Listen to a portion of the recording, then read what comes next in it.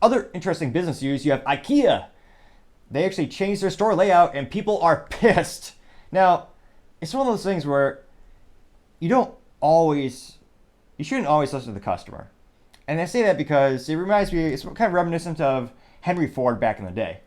And perhaps one of the most greatest automotive and I would say business minds the past couple hundred years. He famously came out with the Ford Model T and really revolutionized the assembly line, thereby bringing the price point down per vehicle exponentially, also making them reliable. Times have changed, but it's one of those fascinating things where someone always asked Henry Ford how important, because he used to say you can have any Ford you want as long as it's black. And someone asked him, like, shouldn't you listen to the consumer? Shouldn't you take more critical feedback? And he actually did have a point. He said, if I were to give the consumer what they asked for, I would not have made a car. I would just made another horse-drawn carriage. So his whole philosophy was he's going to create, very similar to Apple. You don't see them doing a lot of customer feedback, customer surveys. Their idea, at least when Steve Jobs was leading companies, they're going to come out with the latest and greatest thing, the thing that customers have not even thought of yet. So it's certainly an interesting business idea. And with IKEA for years, it's a cliche. Everyone complains about the store layout. It's basically a maze, and it's so complex, many people get lost. And it's actually so complex and so hard to navigate, and apparently the security is not the best. There's a whole web series that was filmed inside of an IKEA. It's hilarious. I believe it's about 10, 15 years ago. It's actually on YouTube for free. It's called IKEA Heights. So a whole mini series.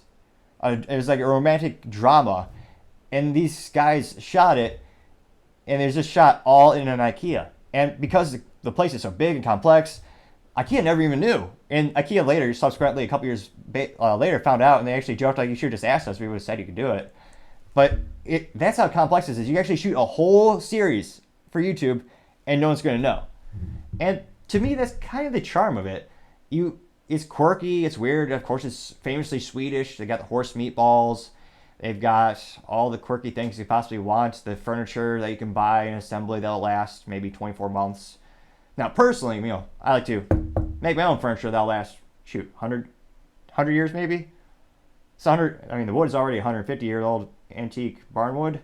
And then the epoxy will shoot forever. But nevertheless, I know most people like, entry-level price points, and Swedish does have some cool-looking stuff in terms of the architectural design.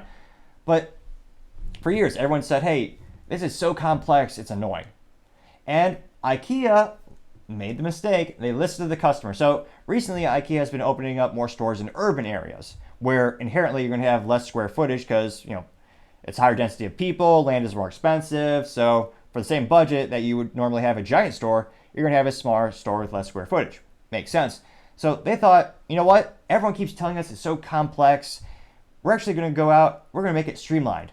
So they got rid of the maze. They got rid of the complexities. And of course, everyone hated it.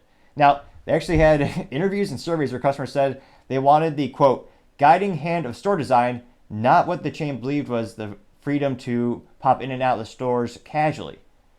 And interestingly enough, they're now listening, and they're redesigning the city store floor plans and signage to make it more like the original stores. Because again, that's one of the most unique things about IKEA. It's what makes it a very quirky, fun, and interesting place to go to. It's a whole experience. You don't go there every day. When my family used to go, decades ago, it's like once every couple of years. It was a whole venture. It was a trip. You're out on an adventure to go to IKEA and get some random Swedish crap. So it'll be interesting to see how they do. And actually, now that I looked at my notes, the YouTube series is actually called IKEA Heights. It actually debuted in 2009. And it's got a couple of million hits. It's a hilarious show. I definitely tell you to check it out after the show, of course. Thank you, everyone, for taking the time to tune in again. Also, trying to get to 4,000 subscribers by the end of September. I know it's a tall order, but if you click that button, I would greatly appreciate it. Also, don't forget to take the time to like and comment. The feedback is greatly appreciated, especially the critical feedback, as I try to make the show better and better, and as well as try to improve myself more and more to make the show an experience more pleasurable for the user and the fans. Also, don't forget to take the time to tell your family, tell your friends, tell your coworkers, heck, tell your enemies, tell anyone and everyone. Just stay safe and fight the good fight.